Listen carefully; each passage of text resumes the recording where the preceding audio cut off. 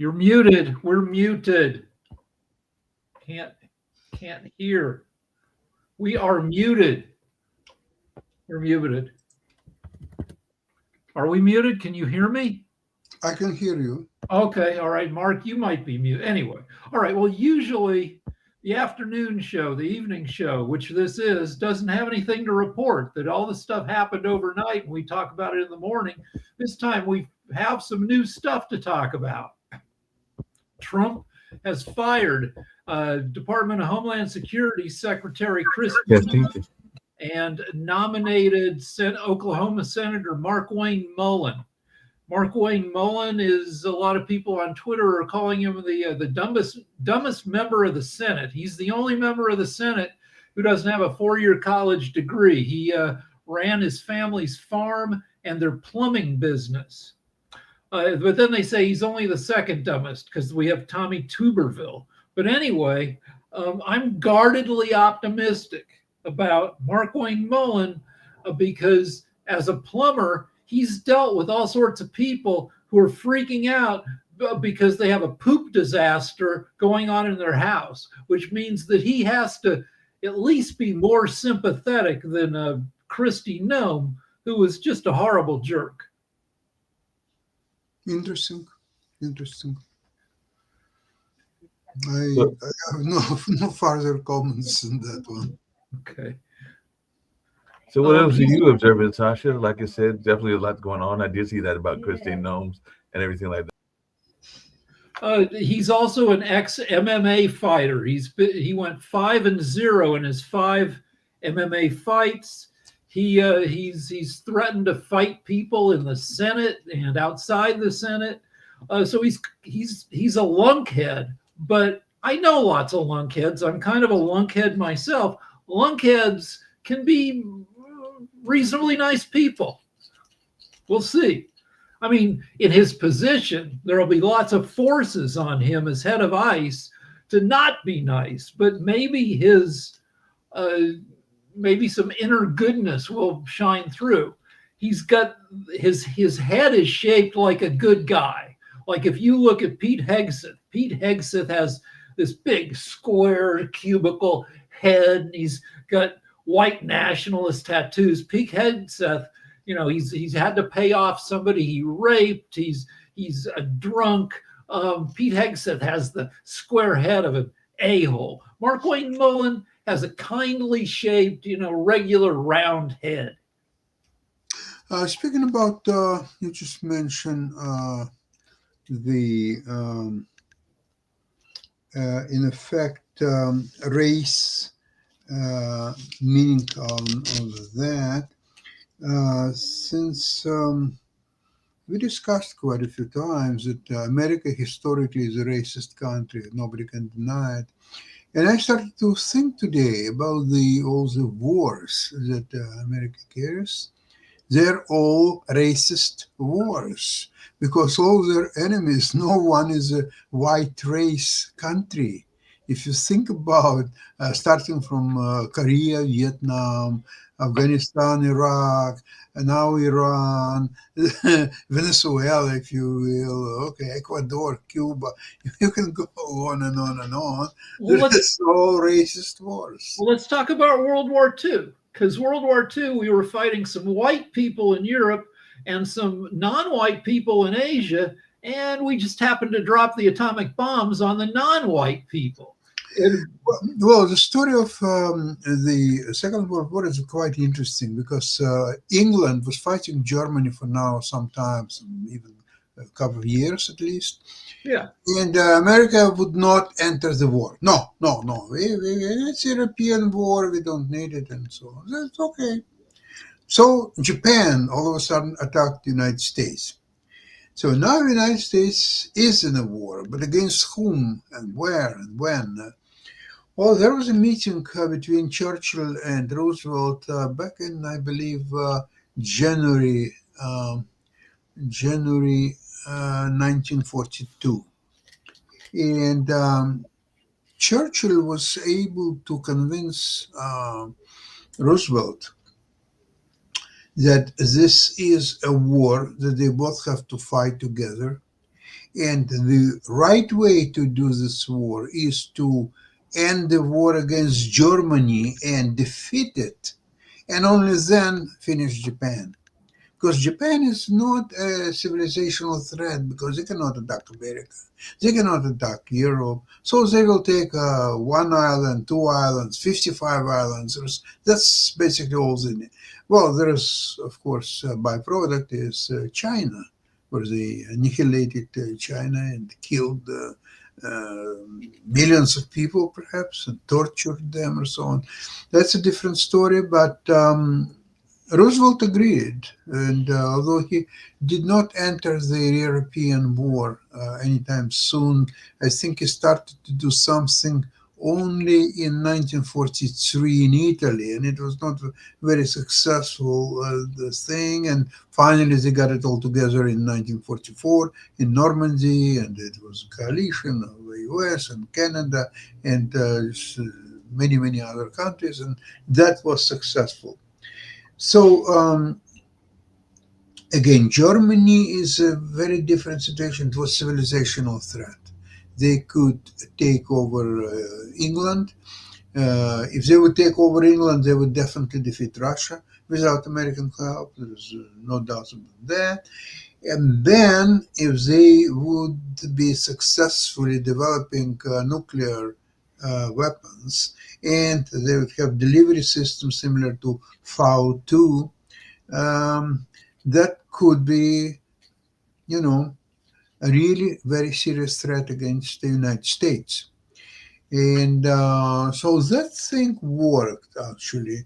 Now, after that, when you're going through all the wars, Korea, Vietnam, all this Iraq and Afghanistan and all that stuff, it's all racist wars to begin with.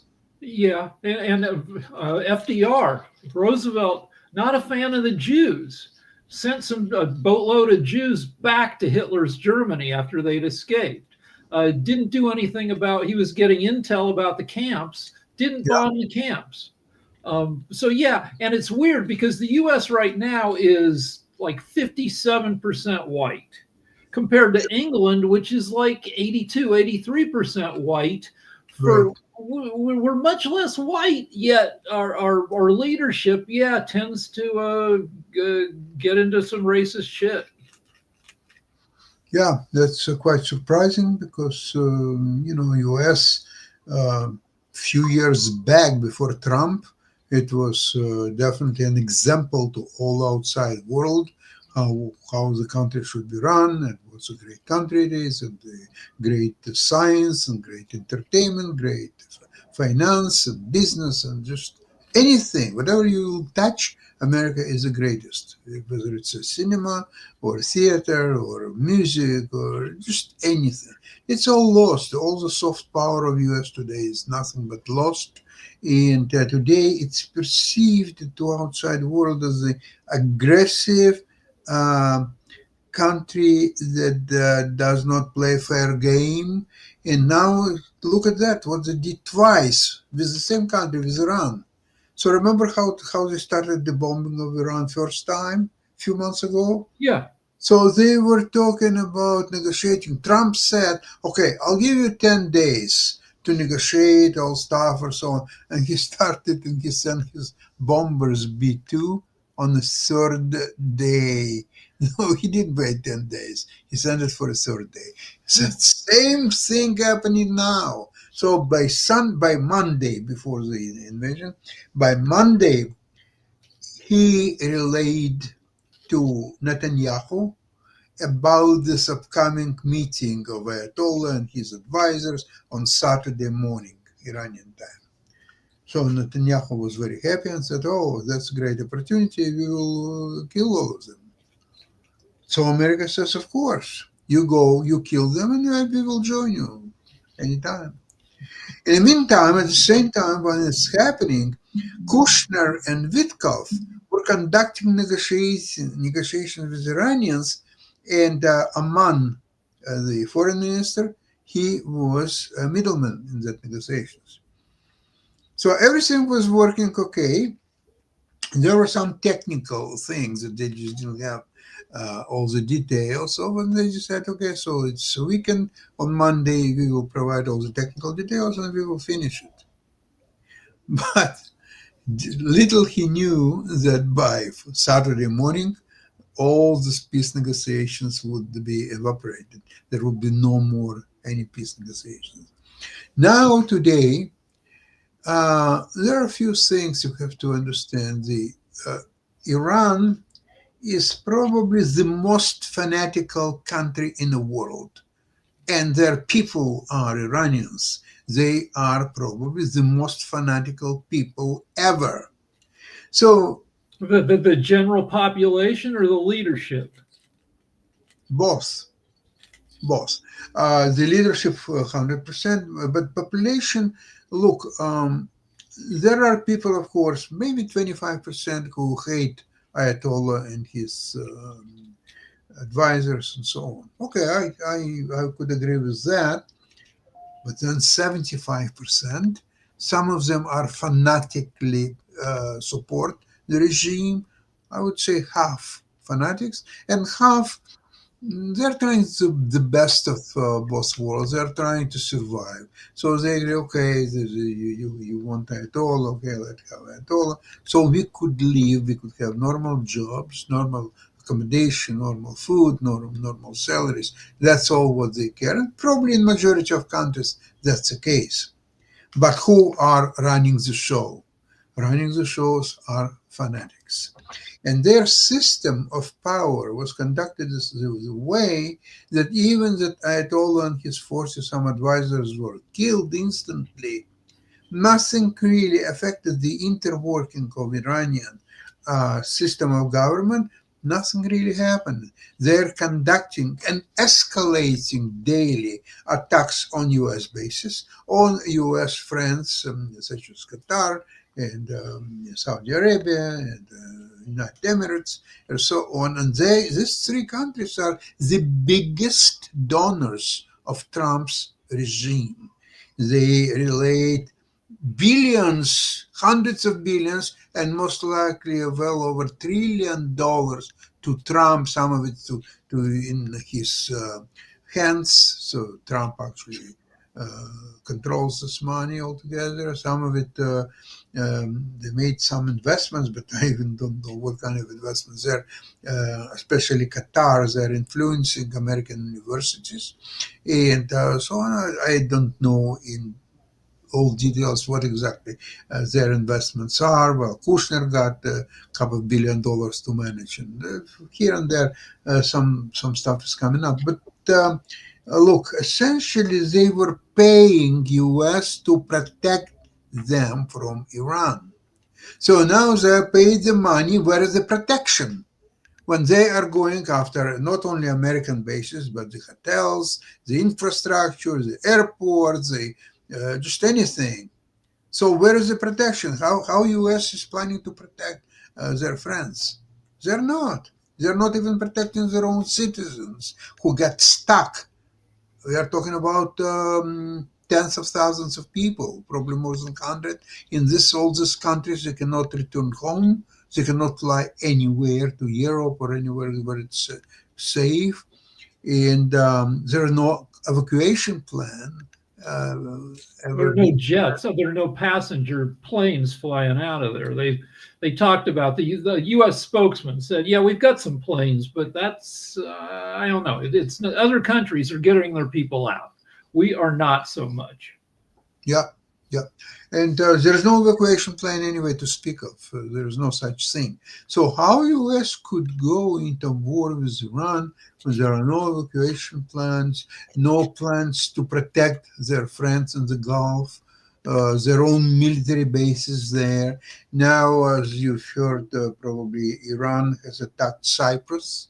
And the one missile... They tried. They've managed to get some missiles over there now. Well, over to Turkey, there was one missile. I'm afraid there will be systematic attacks in European countries for American assets, whether consulates or embassies or just American tourists or anything American. There will be a backlash. And by the way, they already announced that their target is to eliminate Trump personally. So, okay, so that's what you may get for all your preparations. Okay. Should we take a look at what else is going on? What else is going Sure. on? This is not. Britney Spears got a DUI, but that's just pop culture stuff. Screaming in the White House about gas prices. Gas prices have gone up 25 cents a gallon since the beginning of the war. How could they not? Oil is at $80 a barrel. You know, things will get crazy if it rises to 90 and 100. And how can it not? The longer the war will go on, the farther the prices will keep climbing. It's unavoidable simply because, so far they announced that they will protect the ships going through Hormuz Strait.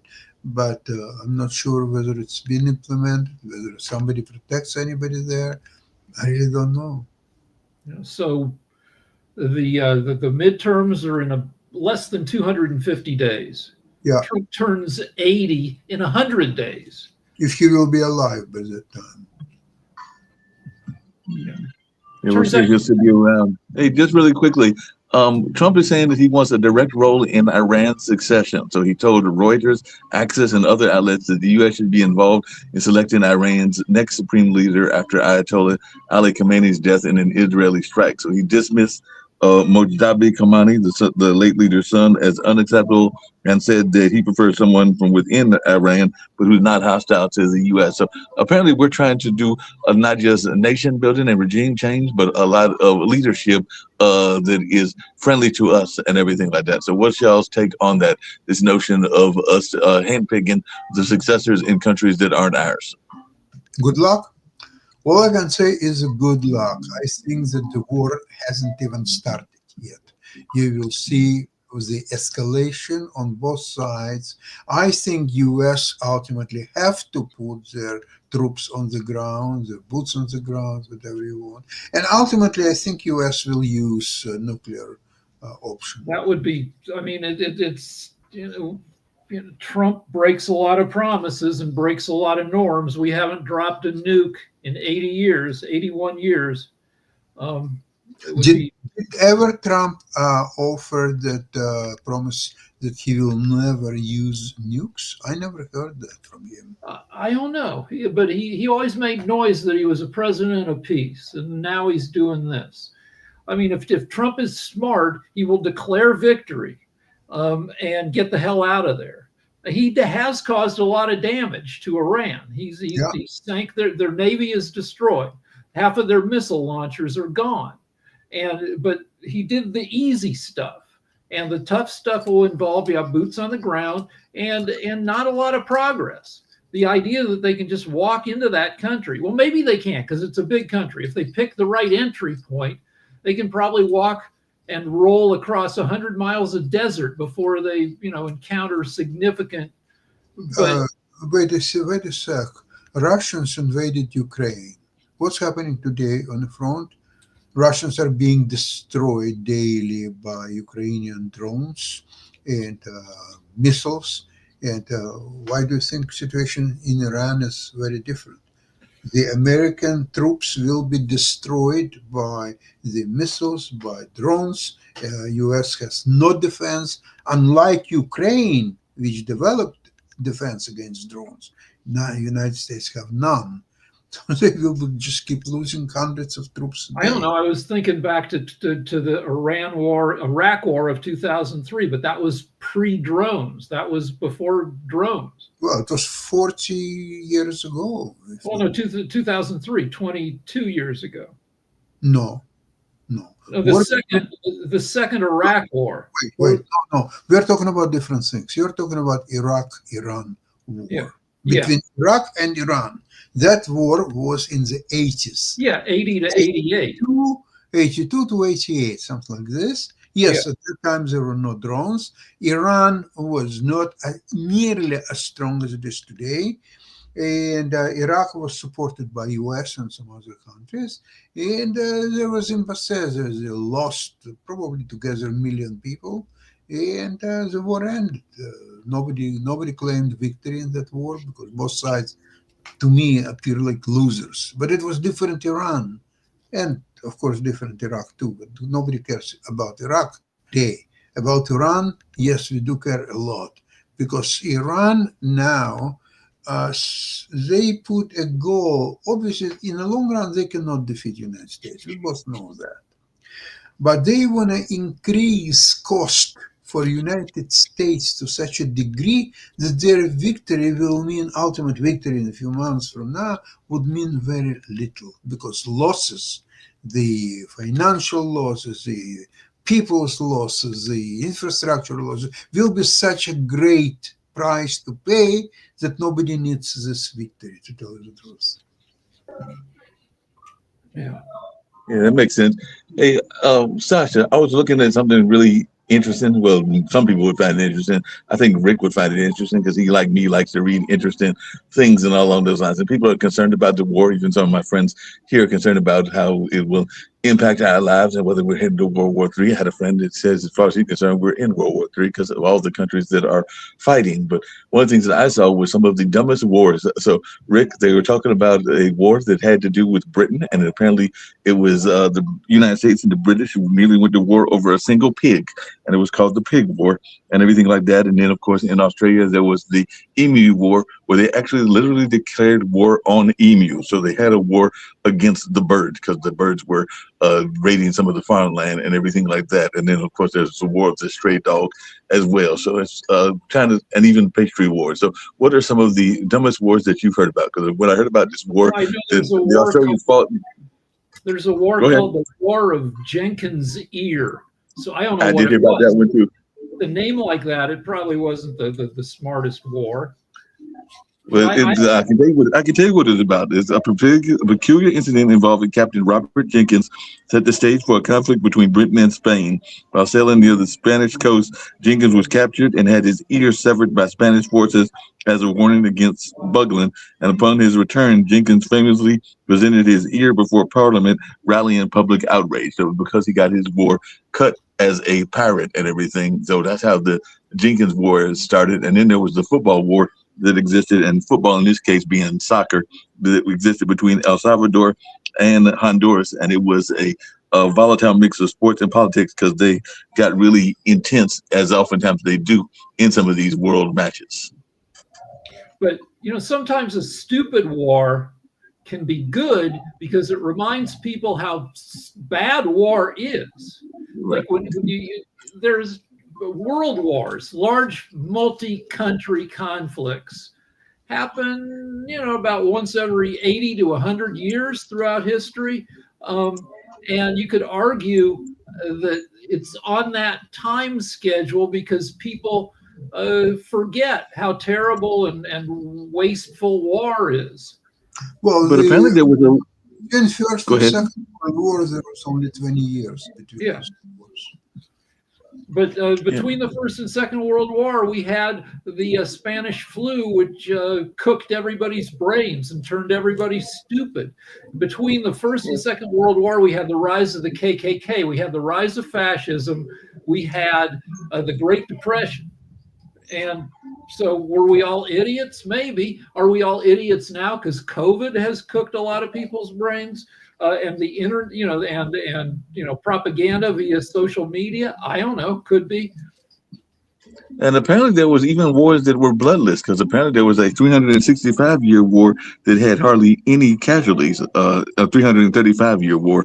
And that's one of those things that have wars can occasionally be resolved without conflict. I think, Sasha, this might have been in Sicily or one of those areas, but there was a couple of wars that had little to no casualties and everything like that. Because most people, when they think of wars, they think about the horrific nature of the wars, but there have been occasional wars that hardly had any casualties and everything like that. So I'm trying to think of, like, would you want to be in a war for 335 years? Because there was a war that literally lasted that long, but apparently there wasn't much. There's been a conflict between Pakistan and India hate each other.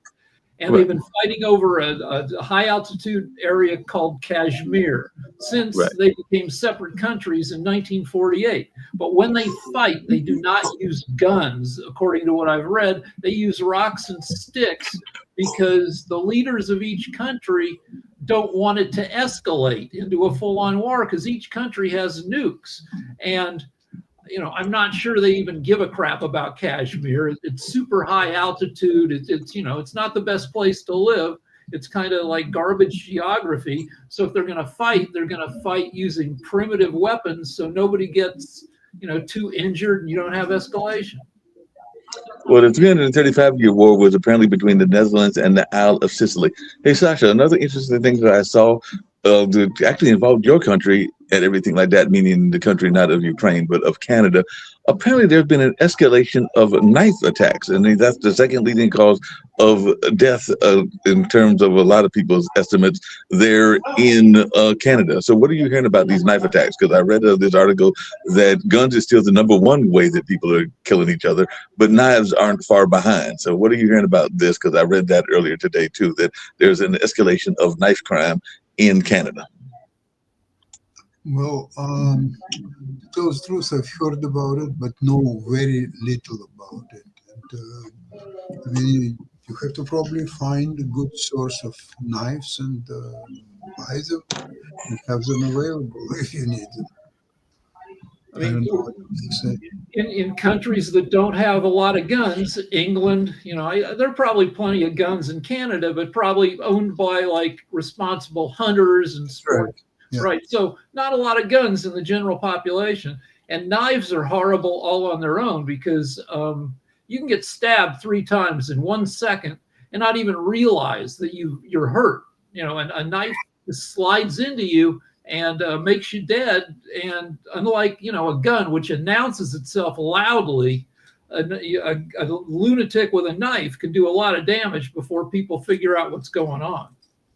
True. Yeah, there is no noise, so it's a much quieter situation for somebody. I just don't know about all the killing, whether by knife or by gun. What's the purpose? What's a benefit for you? Let's see. Okay, you got somebody and you killed somebody. So what's your benefit unless you grabbed his money, whatever he has on him? You go out with a bang. You don't expect to survive. You're a shooter or you're a stabber, and you've been frustrated in your life in the world, and you just want to do something significant on your way out. Yeah, there's nothing you can do. You can do about it. So you can be mindful and try to go out, not very often. Okay, let's put it this way, and maybe you will be safer than other people. So that's why we need robot girlfriends for weird guys who can't get human girlfriends. Be like, hey, stay home. Got to get that going and everything like that. Sasha, I know that we'll wrap up shortly and everything, but I know tomorrow you've got your Ukraine-Russia show and everything like that. So tell us what you're expecting to hear on that show and what some of the conversation will be tomorrow. Well, tomorrow I'm not sure that Ivan will join us, so probably it will be just me and Dr. Lockwood.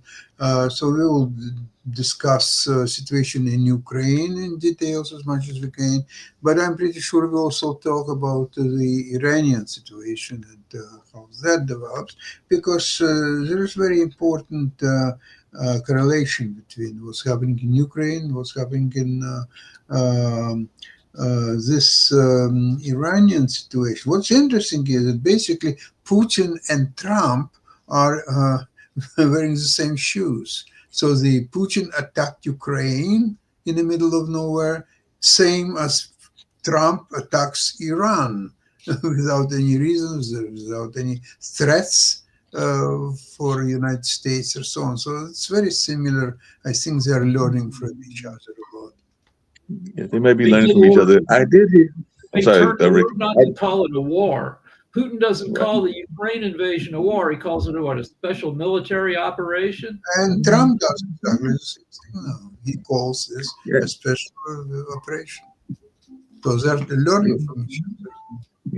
And apparently the UAE and some of the other folks are saying that they should have been given a heads up about the attack from Israel and Iran. And there's been a couple of pushbacks from some of the Middle Eastern countries. So what's y'all's take on that? Because there's been some pushback with like the UAE and I think some others saying that they should have been given a heads up before the attack. So do you agree with them? Because I heard that there was even some of the leadership of some of those countries that were upset at Trump and upset at some of the other leadership, even that of Netanyahu.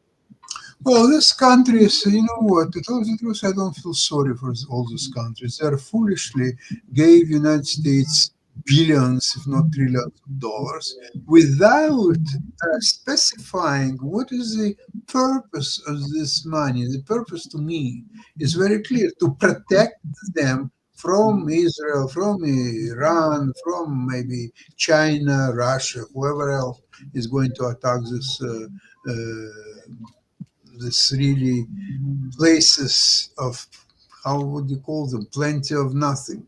They have nothing. They have oil and that's it. They don't have civilizations. They don't have culture. They don't have anything. So at least protect them. No, even that has been denied after they pay billions and if not trillions of dollars. So this is, in my opinion, that's ultimate stupidity. And so it's a payback time now. And for US, it's the same thing. So they thought that they can like a cowboy.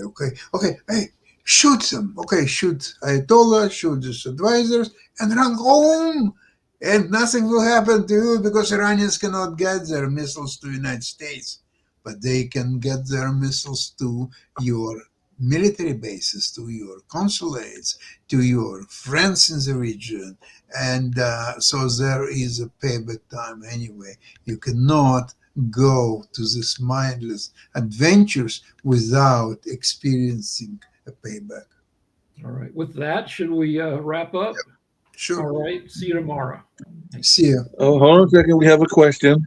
We do have a question.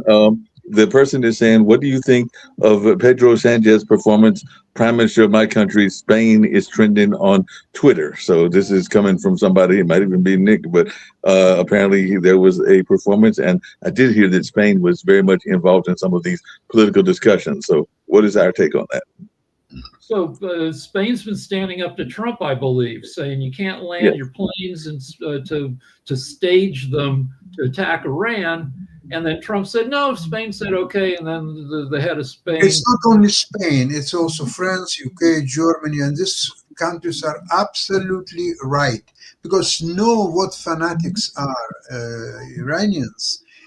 They don't want to have their attacks on their embassies around the world, in the Gulf states, anywhere. They don't need it. America doesn't care. But all these European countries, they do care about their citizens. They do care about possible backlash from Iranians. So that's why they don't want to deal. They don't want to do anything with this war. Okay. All right. Well, we answered that question coming in from one of our listeners. So, yes, Sasha, we do sometimes get people popping in with questions. So we got a question and we've answered it and everything like that. So on that note, we'll end this particular World Politics and we'll come back on World Edition tomorrow, as well as the Ukraine-Russia show, as well as the recording of the chess show. So all of that's in the plans, and I will see you on tomorrow, Sasha. Thank you. Bye-bye.